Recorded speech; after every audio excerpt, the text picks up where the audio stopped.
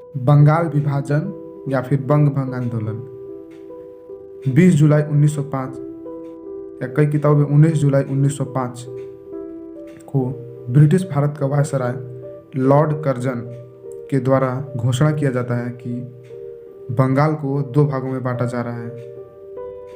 एक का नाम पूर्वी बंगाल रखा जाएगा, एक का नाम पश्चिमी बंगाल रखा जाएगा। आखिर पूर्वी बंगाल पश्चिम बंगाल नाम क्यों रखा गया और सबसे पहले बंगाल को बांटा क्यों गया, इसको लेकर हम लोग पहले जान लेते हैं। उस समय भारत में एक बंगाल नाम का राज्य हुआ करता था, जो कि काफ़ी बड़ा राज्य था।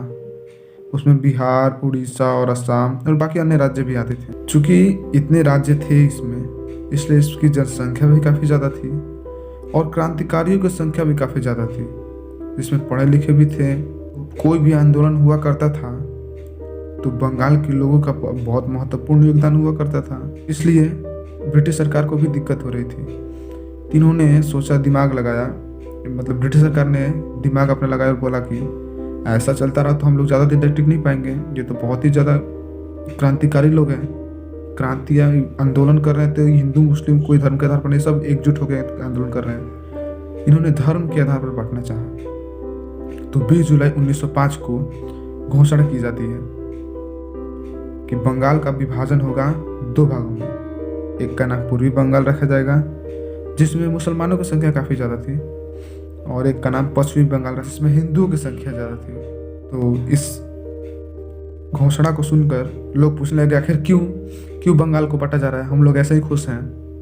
तो ब्रिटिश सरकार ने इसके फलस्वरूप जवाब दिया कि हमको शासन करने में दिक्कत आ रही है और बंगाल काफ़ी बड़ा राज्य है और जनसंख्या भी काफ़ी ज़्यादा है। तो इस कारण हम इसको अगर बांट देंगे तो हमें शासन करने में आसानी रहेगी, और जनसंख्या अगर दो भागों में बढ़ जाएगी तो हमको शासन करने में आसानी रहेगी और सबकी बात सुनी जाएगी। लेकिन इनका मुख्य उद्देश्य ये था कि बांटो और शासन करो। जब तक बांटेंगे नहीं, इनके बीच मतभेद पैदा नहीं करेंगे, तब तक हम लोग शासन नहीं कर सकते। और ठीक इन्होंने ऐसा ही किया, घोषणा करके चले गए। और सब लोग बोलने लगे कि यार ये मनमौजी कर रही है अपने आप, अपने मन से ही जो मन में है सो कर रही है, हम लोग कुछ नहीं करेंगे। तो ठीक इसके घोषणा के 18 दिन बाद या 17 दिन बाद 7 अगस्त 1905 को कलकत्ता में एक बैठक बुलाई गई तथा इसी बैठक में स्वदेशी आंदोलन, यानी कि स्वदेशी आंदोलन मतलब अपने देश का ही बना हुआ हम लोग यूज करेंगे, और बहिष्कार प्रस्ताव, यानी कि ब्रिटिश सरकार का जो भी सामान है हम उसे बहिष्कार करेंगे, हम उसको यूज नहीं करेंगे।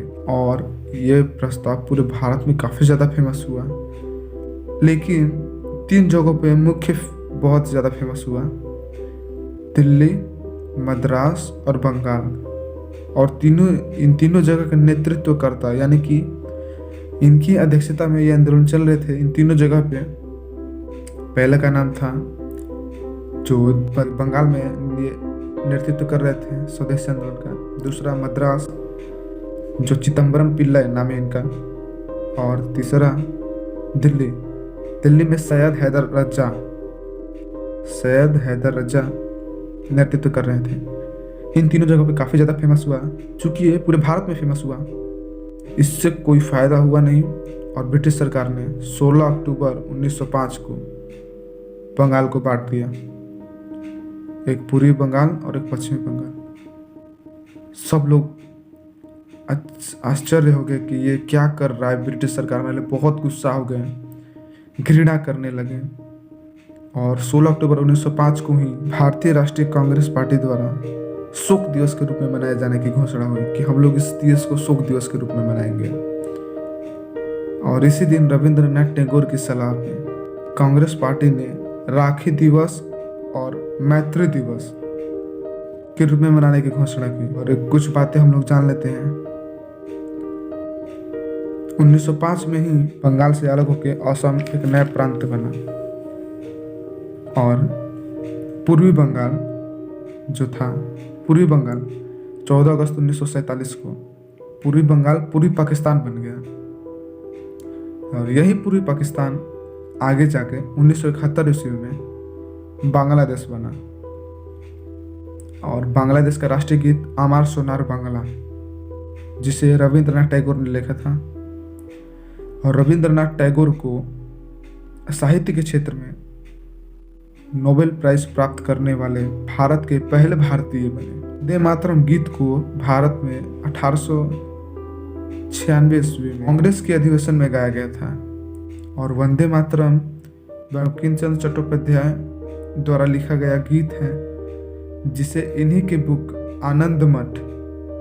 द्वारा लिखा गया बुक आनंद मठ से लिया गया है। जानकारी बता दें कि जब स्वदेशी आंदोलन चल रहा था, बहिष्कार प्रस्ताव जो पारित किया गया, तो सुरेंद्रनाथ बनर्जी ने एक समाचार पत्र प्रकाशित किया था जिसका नाम था द बंगाली, और इसी समाचार पत्र ने पूरे भारत में स्वदेशी आंदोलन को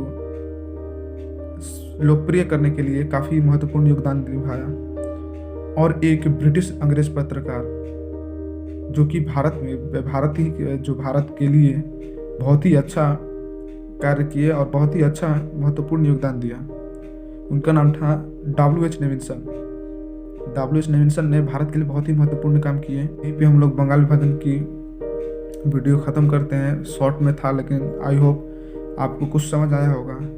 और अगले टॉपिक हम लोग मुस्लिम लीग को लेकर आएंगे। तब तक के लिए